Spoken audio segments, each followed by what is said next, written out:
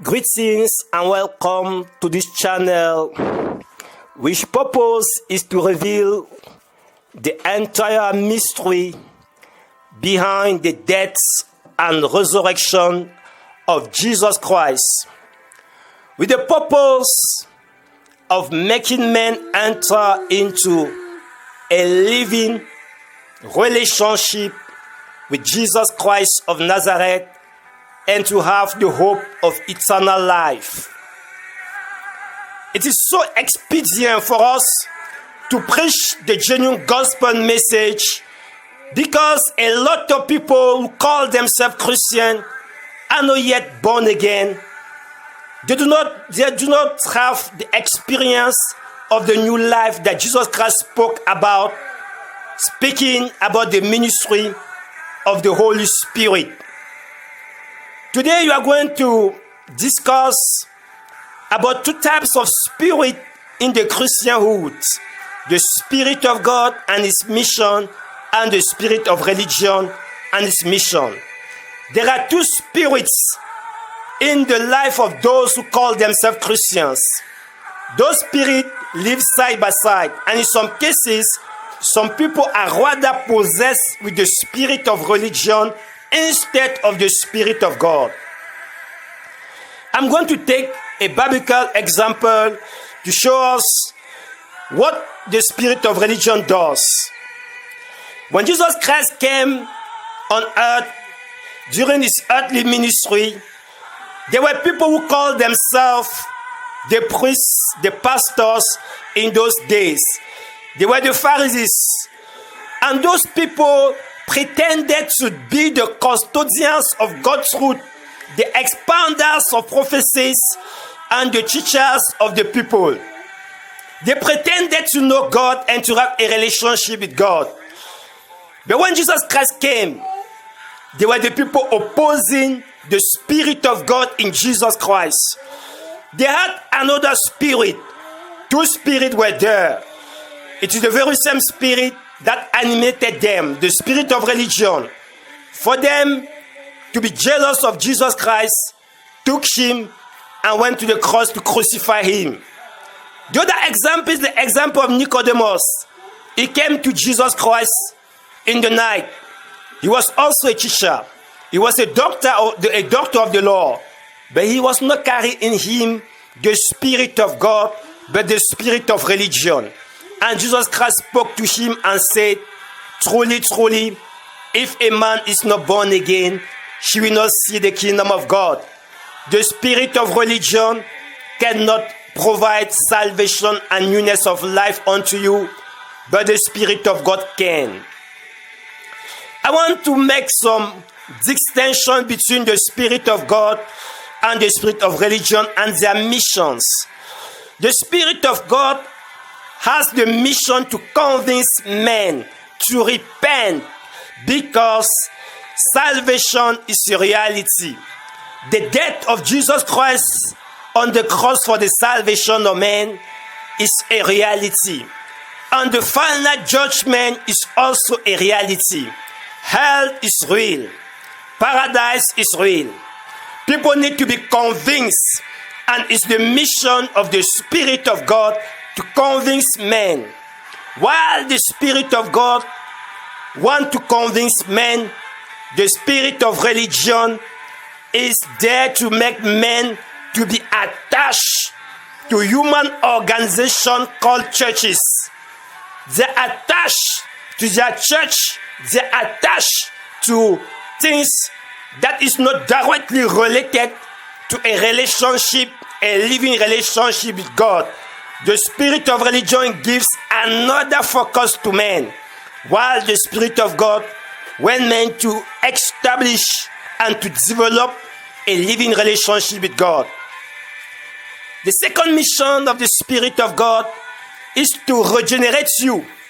The Bible says in the book of John chapter 3 verse 5, except a man is born again, he will not see the kingdom of God.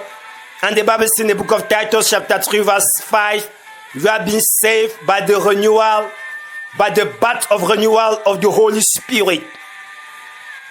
While the Spirit of God wants to regenerate you, the spirit of religion just wants you to conform yourself to dogmas that you replace the work of regeneration, to practices that you replace the work of regeneration and make you to fool yourself that you are a child of God.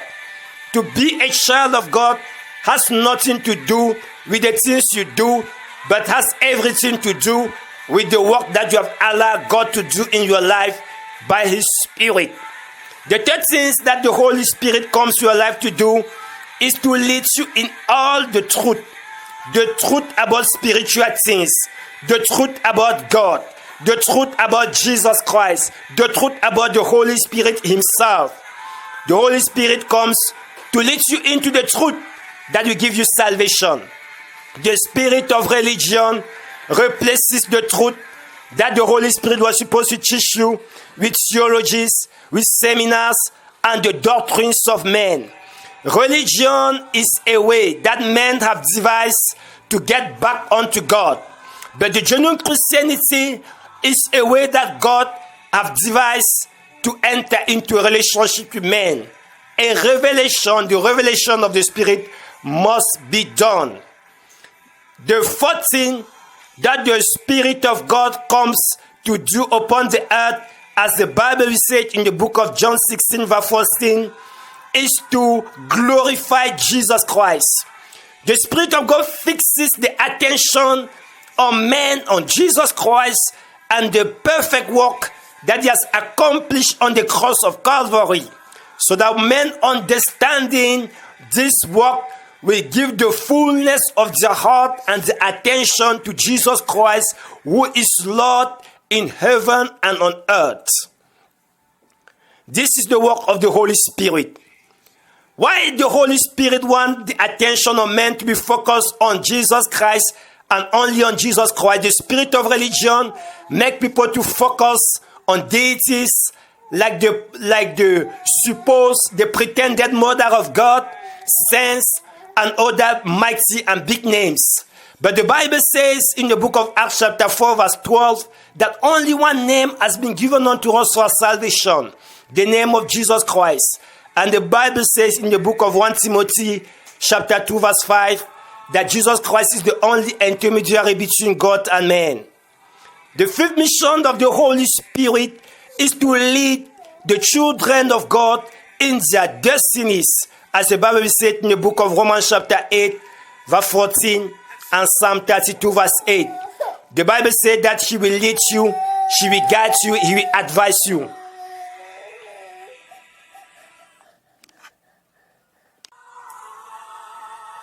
The other mission of the Spirit of God is to lead the children of God into genuine intercession.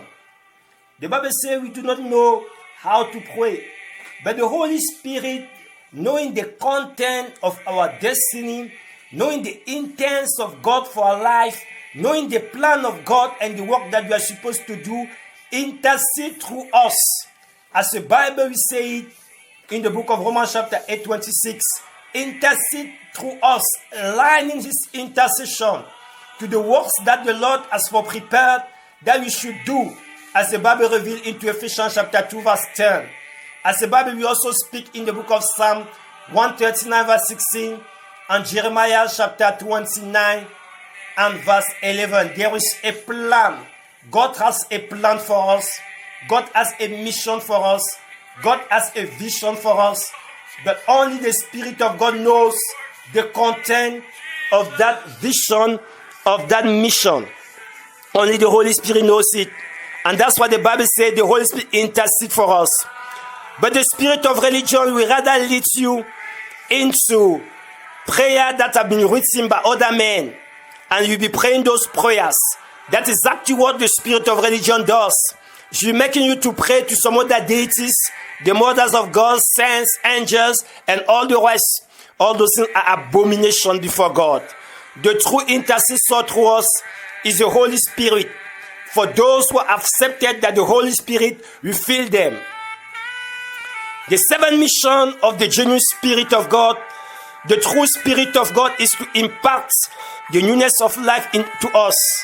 The Bible says in the book of Galatians chapter 5 verse 22 that the fruit of the Holy Spirit is peace, is love, is joy, patience, and all the rest.